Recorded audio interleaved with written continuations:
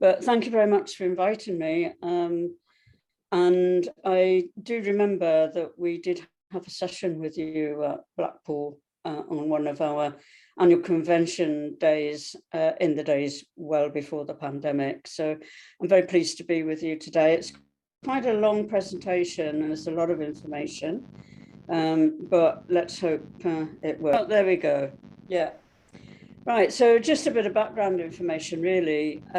National Pensioners Convention is an organisation run by older people for older people. It's quite unique in that way. So everyone, apart from our 3 members of staff, are volunteers with the organisation and don't get paid. And that includes me as a General Secretary, so I'm not like other General Secretaries, I don't have an income. We've got round about 1.2 million members from national and regional organisations, pensioners forums, trade unions, individuals, you name it. If you're over 55, you can become a member. The regional setup is unique in that, again, all of the people that run the regions are volunteers. So our main objective is to promote the welfare and interests of all pensioners as a way of securing dignity, respect, and financial security in retirement, now and in the future. So we organise rallies and lobbies of MPs, we lead delegations to Parliament, we make submissions to government and other bodies on policies affecting older people. We work with other like organisations on research and consultation, all of the issues affecting older people, just to get our voices heard. Now, our media profile is growing, has been over the last year or so, and such is our social media and website activity, which is really, really important to potentially attract younger pensioners. Yeah. So our policies are made at our biennial delegate conference, and the last one was this March.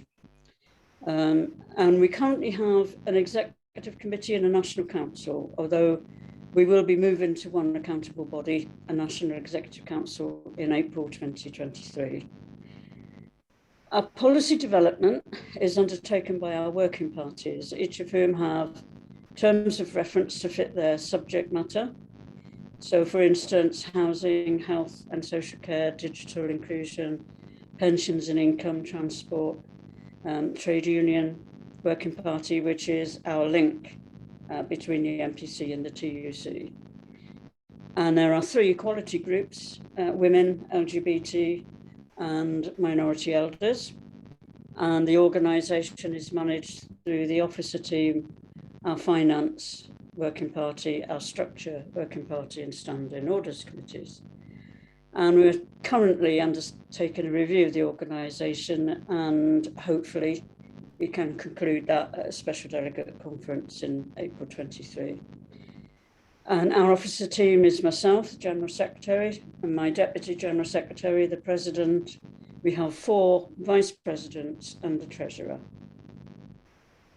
So to our policies and campaigns, we have campaigned long and hard for a decent state pension for all and to end frozen pensions. The UK state pension is the most inadequate in Europe and most of the actual industrial world, if you think about it. The NPC is campaigning for a state pension set above poverty level at 70% of the national living wage outside London, uprated by the triple lock. So today, if that was implemented, our state pension for every single pensioner would be around £245 a week. Sounds a lot, but it's still less than half the average earnings. Now, around 500,000 expats living abroad in their retirement don't receive the increase in UK state pensions unless their country, where they reside, has a reciprocal agreement with the UK government. Now, many don't have this agreement, and therefore they live on very small amounts, leading to poverty in their older age. The government kind of tried to justify this by saying that the DWP site has information that informs people if they want to move to a certain country, they won't get the upgrade. It's in very small type, and I have to say most people miss it, but we continue with that one. We have a policy for a national care service free at the point of need, funded by taxation. And our Goodbye Cinderella, a new settlement for care, is our policy booklet. And we published and launched it in June 2020. And we did that deliberately to further highlight the desperate state of care for the elderly through the pandemic. And we're currently participating in a consultation through the Fabian Society, which is looking at a roadmap to a national care service. So AWOC should actually contribute to this consultation, because the NPCs always raise concerns in regard to those without family members that either can care for them or advocate on their behalf. So your opportunity to do this now would really make a difference for people in your groups. Goodbye Cinderella, or Cinderella as we now affectionately call it, is a comprehensive overview of how care became the crisis it has, what's needed to ensure that everyone can access care equally when they need it, and how it can be funded. And we give 15 recommendations to the government. It is the culmination of 2 years' work and consultation with our members on what they wish to see as services for themselves and those who follow them. So it's a public-facing policy that puts the individual at the heart of delivery. No postcode lottery and no means testing. And it also creates something very different, which is a national mandatory training for care workers with accreditation that would enable care workers to have a career that they've never before been available to them. It does require all employed care workers to be registered, and we also want a better deal for family or unpaid carers, as some people refer to them, to value them in giving up their life to care for someone who needs them. And that is nothing short of never being thought of, never been spoken of in terms of government. And given that these kind of carers actually save the government billions of pounds a year, then you can understand why. Now, the NHS. The NPC, along with a lot of others, made strong amendments to the new NHS Care Act. And however, the Act is now implemented through 42 integrated care systems or integrated care boards. And it will be funded to deliver local services. But what we know is that the funding will not cover the population served by the integrated care service or boards. So they will start from a point of being underfunded. So we have concerns around discharge to assess, and that means that patients will now be sent home to be assessed in the community rather than being assessed at the hospital before they leave. Now, a community that's already overwhelmed and short-staffed. And we believe this will ultimately result in many readmissions and the worsening of an individual's health.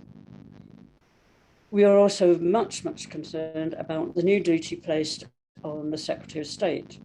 So in effect, he or she can make decisions and carry them out without any consultation or reference to the NHS or the public. Now, through the 42 integrated care systems, the NHS is no longer a universal service. So ending fuel poverty, this is the crisis that we find ourselves in today. And I've just done an interview for the Daily Express on the Martin Lewis, who's worked out that 45% of our state pension will eventually be spent on energy. That is it's quite scary, yeah. So we've been engaging with Ofgem and the government on the cost of living crisis, and the intervention so far has been too little too late, with older people and low-income families still struggling to pay their bills. Their first support payment doesn't actually kick in until later in the year. So along with Fuel Poverty Action and Energy Action, we held 2 demonstrations outside 10 Downing Street and delivered a letter demanding swift action against the huge profits of oil companies and energy providers. And today I'm going back after this, I'm going to do an article for the Morning Star, which is to do with the Shell and BP millions of pounds of money that they are saying they have so much money they don't know what to do with it. Well, we can tell them what we can do with it very clearly. So I'll be doing that after this. And we've got another huge increase reported for October. So we're hoping at that time to take our case to a lobby of Parliament along with the TUC. The winter fuel allowance that we have has been frozen for around 11 years. And when it first came into being, it paid for around about 1/3 of the household bills. Today, it goes nowhere near, absolutely nowhere near. So what we're doing is asking for VAT to be taken off energy bills. Energy is not a luxury anymore. We're also asking for inflationary increases to the winter fuel allowance and for the government's sustainable energy project to be put in place as a matter of urgency. They've been talking about it for long enough. It's about time they did something. Accessible public transport. I mean, it's well researched that older people being able to get out and about, meet friends and family, visit a favourite place, keeps us physically, emotionally and mentally well. At the moment, the emergency powers introduced due to COVID are still being used, and we are concerned that the number of bus routes and timetable changes, particularly for those in rural areas where people may not be able to drive, may not have a car, may only have one bus a day to a place and back again, and that is not helpful for older people. And we argue for a fully integrated, affordable public transport service with national terms and conditions that will enable every citizen to travel where they want to be. Social and digital inclusion. This is a really, really big one for the NPC. Our everyday life now tends to be online on an app of some kind, on some device or other. So we've been working with the Equalities Commission on challenging the discrimination against older people and those without the income to go online. So you've got closures of ticket offices. We're currently supporting the RMT strike. It's a bit of a misnomer to think that RMT actually represent train drivers. They don't. ASLEF is the union for trade drivers. RMT tend to represent ticket office people, cleaners, station staff, all of the people that we need when we want to travel safely. So we are against the closure of ticket offices, obviously, the renewal of bus passes online only, car parking, would you believe? We were in the news a couple of weeks back on an article in the Daily Mirror where people had turned up at a car park at a seaside resort, and there was a machine for you to pay your parking with your card. There was a cash machine, but wait for it. If you used your card, you got your parking for £1 an hour. If you used cash, your parking costs you £3 an hour. Now, to me, that is discrimination, and we took that very quickly to the Equalities Commission, and they're going to be dealing with things like that, and we'll keep you up to date with that. Keeping Cash was a big campaign with GMB and Which magazine, and we still await the legislation, but in the meantime, cash transactions are getting less. However, the cost of living has forced many back to cash so that they can control their spending. It's much easier if you've got a certain amount of money in your purse to know what you've got to spend, rather than let it be taken off your card and find out from your bank later that you might not have the money to cover it. But in general, for older people and those without banks and credit cards, cash is key. Cheaper deals on energy and shopping online, they discriminate against those unable to access them without the necessary technology. We want that stopped as well. Now, I'm not sure how many of you know about the BT digital switch, and that has been a huge campaign for the NPC. The BT digital switch is supposed to happen in 2025, and they are going to a voice system which is connected to your broadband, not the analog system, which apparently is copper wired and is falling apart. However, some of our members have had the switch done, and their telephones were not working. Nobody had told them that when a digital broadband line was put into the house, your landline became defunct. So you're now provided with something that looks like a landline, but is really like a mobile phone. And it's plugged into the wall. So every time you have an outage of power, your phone doesn't work. We've had some very tragic consequences in Aberdeen during Storm Arwen. Not only did the storm bring down the telephone lines, the mobile mast and electric pylons, it set fire to a house. And because nobody had the wherewithal to call the emergency services, the house was destroyed. Fortunately, no one was in it, but that family now have lost everything. So we publicly brought BT to account, and as a upshot, we met with them, and it was very, very clear to us that in the language that they used, that they did not understand issues for older people. It was, well, what we're thinking of is, what we'll do is we'll put older people in a basket until we've got it all sorted. And I just went, what? I think, you know, we need to do a lot more than that. Anyway, we got an apology. They came out publicly in the press saying they'd got it wrong.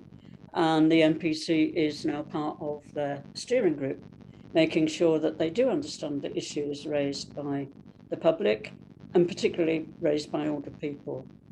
But there are many other providers besides BT, and most of them have not said a word to their customers. So if you're not a BT customer, we are advising that you get in touch with your telephone provider and ask them when were they going to tell you about the digital switch and what are they going to do to support that switch. So what we've come to the conclusion is, if you are digitally excluded, then the chances you're also socially excluded and unable to access information and services that you need. So we've organised many webinars which are streamed on YouTube and are also on our website. And this year we've covered the perfect storm behind pensioner poverty, fighting the privatisation of the NHS, and we did a very short briefing on the assisted dying bill. Now, still to come, we're attempting a one-day live annual convention in Birmingham on the 21st of September, and that covers all aspects of older people's rights, and within that, the cost of living and poverty. We're looking at potentially a lobby of Parliament, if we're allowed, on the cost of living during November, and there'll be potential for more demonstrations on the energy increases as they come along. We also continue with other areas of work, which is around tackling ageism, challenging the services old people are asked to pay more for just because of their age, the portrayal of older people in the media, the language in society that demeans the wealth of knowledge and value that older people, and we still contribute to our country and society at large. We are also campaigning for a commissioner for older people in England. Wales and Northern Ireland have both had a commissioner for older people for some time, and they are independent with judicial powers. And the difference that having a commissioner has made to older people in Wales and Northern Ireland, and how each of those nations has dealt with the pandemic, shows why one is badly needed in England. It's time that older people had a voice in Parliament and across all government bodies, and legislation to protect older people is long overdue. And we also work on defending the universal, what we call universal entitlements. The government prefer to call them benefits. They're an entitlement because the government refused to upgrade our state pension. So we've engaged with all MPs to ask them to vote against any further erosion of the universal benefits that are under threat, like the bus pass, the winter fuel allowance, and of course the triple lock on pensions. It's really not a given that the triple lock will actually be reinstated in 2023. We are of the belief they'll find some reason not to do it. Decent housing. Our policy is for the government to build appropriate and affordable housing for older people. We support age-friendly neighbourhoods and are concerned that the increase in the numbers of older people privately renting and all of the difficulties that brings. We want Section 21 repealed now, so that unscrupulous landlords can no longer evict tenants for no good reason. And we do support the Renters Reform Coalition, Shelter, and Defend Council Housing. And our members have supported the victims of Grenfell in many, many different ways, and we will continue to do that. The state pension retirement age, our members contributed to the consultation on the state pension age review, and we believe the report expected in September will bring forward the rise to 68. Now, this is something that affects everyone, whether you're a pensioner now or a pensioner to be, and the longer you have to wait for your retirement, the less you will get back for what you've paid in. So this is something that is part of the overall campaign on pensions as well.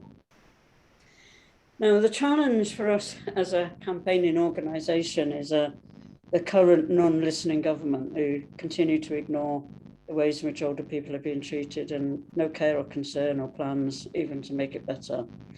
And it's also about the new Police Act, which denies us and others like us the right to protest about the things that hurt us and our families.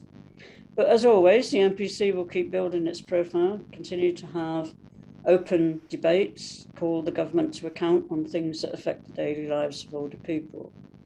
And the NPC is not just for the pensioners of today, but about those who aspire to follow us. And as a generation, we must make sure that future retirees have a better deal. And to do that, our work with the TUC is key in getting the workers of today to understand that they must be prepared to fight for a decent future when they become a pensioner, and that they must do it now. So there we go. That's our address, website, telephone number, and our info box. So thank you very much for listening, and I will stop sharing now. There you go.